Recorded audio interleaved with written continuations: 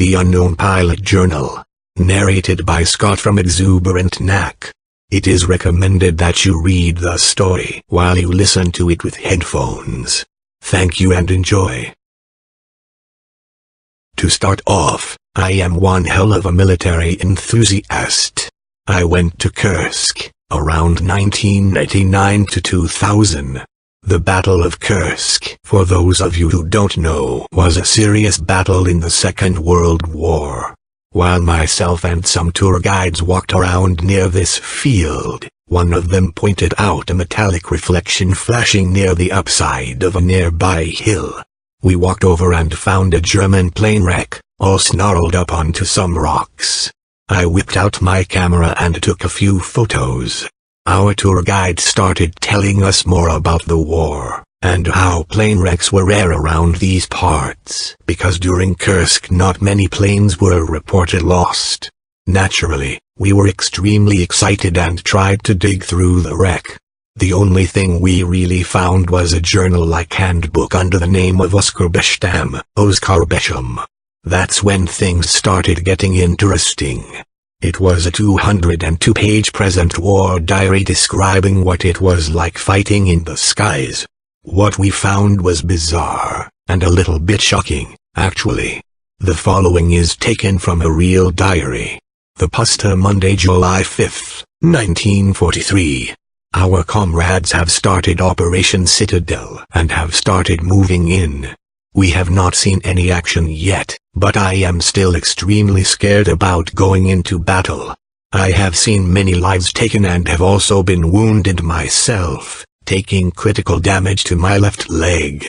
I do not wish to proceed to this battle. Adolf Hitler doesn't know what he's doing. Tuesday, July 6, 1943. We saw some action today. We had to do several bombing runs over the fields of Kursk, taking some Soviet artillery.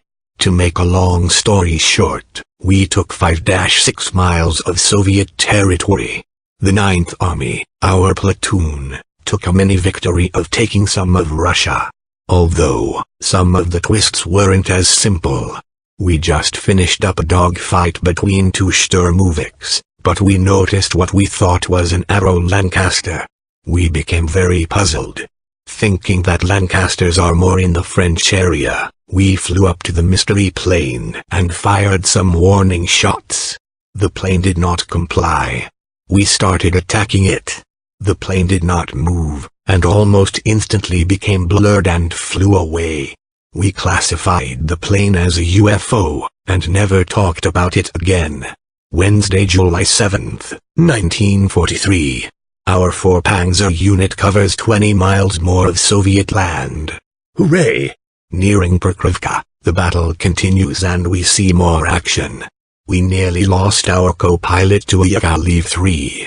Our pilot instructed us to bail, but we kept on going, even if it was freezing from the cracked window.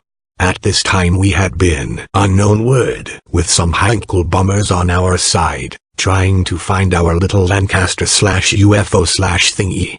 During our radio discussions, Claude mentioned something about a black, bomber-like figure doing loops around the fields. I immediately joined the conversation and started talking about my experience. As an interesting thought, a lot more planes had said they had the same scenario. We called it the Negra 9. Black No. Saturday, July 10, 1943. Hoth had to bring up our reinforcements, because the Soviet offensive was very high standard, taking out a lot of our planes and forcing us back a bit, reclaiming our land. No sighting of the Negra 9. So far we have had to come close counter with many more Sturmovix. They attempted to attack us from the side, but noticing them I was able to strike some of them in their undercarriage, hitting their fuel tank. The 4th Stur caught fire and bashed into a nearby tree. Sunday, July 11, 1943. Rumor says Stalin made some new commanders, and they're planning some shit on our offensive. Monday, July 12, 1943. After a few bombing runs, we started going off the map to find the Negra 9. We found the Negra 9, and fired shots at his tail. He did his blur misspelled word and started scattering black matter all over our aircraft. It was enough to send us flying through the forest until we finally managed to land in a prairie, way off of our designated area. I am shell-shocked with fear.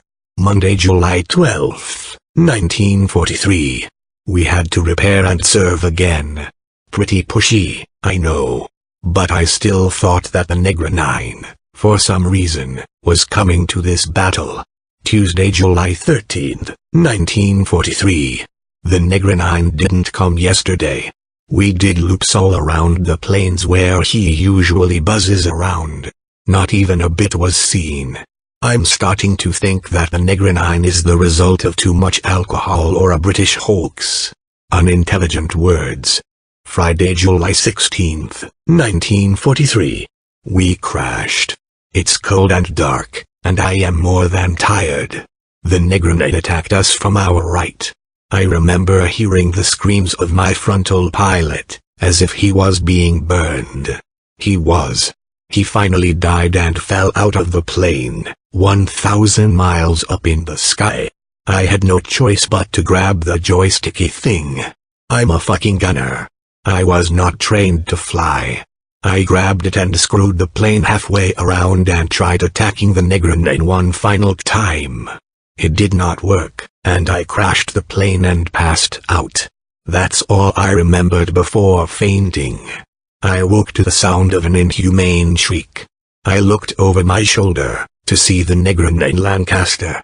Before I could get a look, I was blinded and thrown off. My brain crashed, and I was almost drunk. I was scratched by something several times, but which I could not make out. When I came to my senses, I saw the Negra 9 1/2 inches away from my face. It dissolved into its black, greasy substance, and reformed into a humanoid figure, and growled. Whatever this was not a Lancaster.